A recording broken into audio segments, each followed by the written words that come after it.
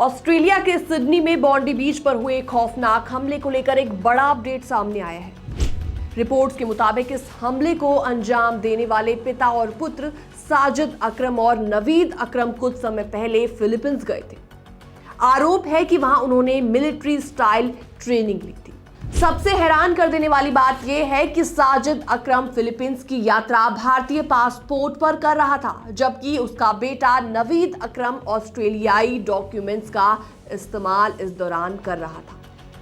बॉन्डी बीच पर क्या हुआ था, सबसे पहले आपको ये बताते हैं। तो साजिद अकरम जिसकी उम्र है 50 साल, उसका बेटा नवीद अकरम जिसकी उम्र है 24 साल, उसने सिडनी के बॉन्डी बीच पर हनुक्का मना रहे यहूदी लोगों पर हमला किया था। तो इस फायरिंग में 15 निर्दोष लोगों की मौतें हो गई।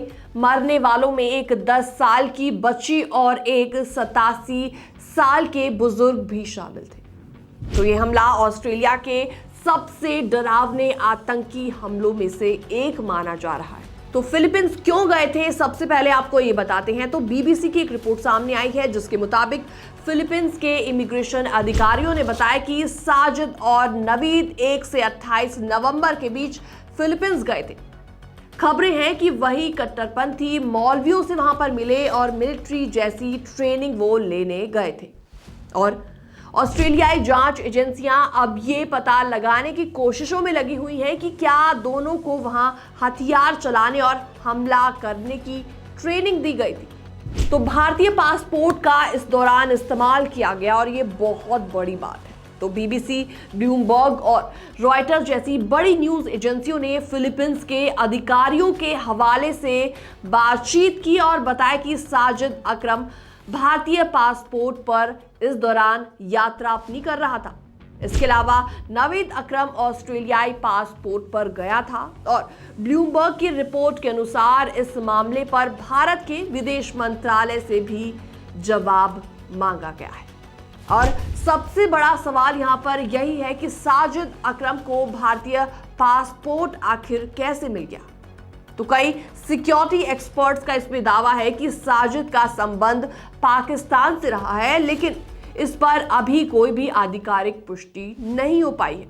तो दक्षिण फिलीपींस क्यों है शक के घेरे में, आपको ये भी बताते हैं। तो फिलीपींस का दक्षिणी इलाका लंबे समय से कट्टरपंथी इस्लामी संगठनों के लिए जाना जाता है। यहाँ कई ऐसे ग्रुप्स सक्रिय हैं जिन्होंने आईएसआईएस के प्रति समर्थन अपना दिखाया है।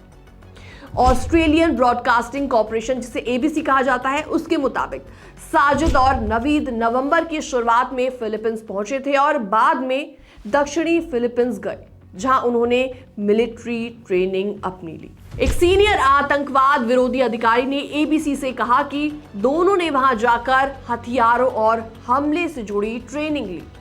तो ऐसे में आईएसआईएस से कनेक्शन के सबूत भी सामने आए हैं। जी हां, ऑस्ट्रेलियाई प्रधानमंत्री एंथनी अल्बनीज ने कहा है कि बॉन्डी बीच हमला आईएसआईएस की सोच से प्रेरित था। तो हमले के बाद पुलिस को नवीद के नाम पर रजिस्टर्ड एक गाड़ी से एक आईईडी बम जैसा उपकरण और घर पर बने आईएसआईएस के झंडे मिले। नवीद अकरम ऑस्ट्रेलिया में ही पैदा हुआ था। साल 2019 में उस पर आईएसआईएस से जुड़े होने का शक भी था और सुरक्षा एजेंसियां उसकी निगरानी कर रही थी, लेकिन बाद में कथित तौर पर उसे बिना कड़ी निगरानी के छोड़ दिया गया।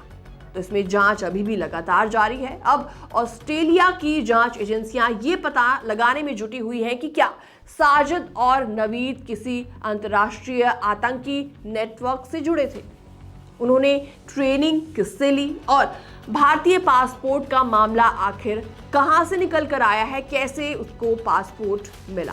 तो ये मामला सिर्फ ऑस्ट्रेलिया ही नहीं बल्कि भारत और फिलीपींस के लिए भी सिक्योरिटी से जुड़ा एक गंभीर सवाल बन गया है। फिलहाल इस पूरी रिपोर्ट में इतना ही। बाकी तमाम अपडेट्स के लिए आप बने रहिए हमारे साथ।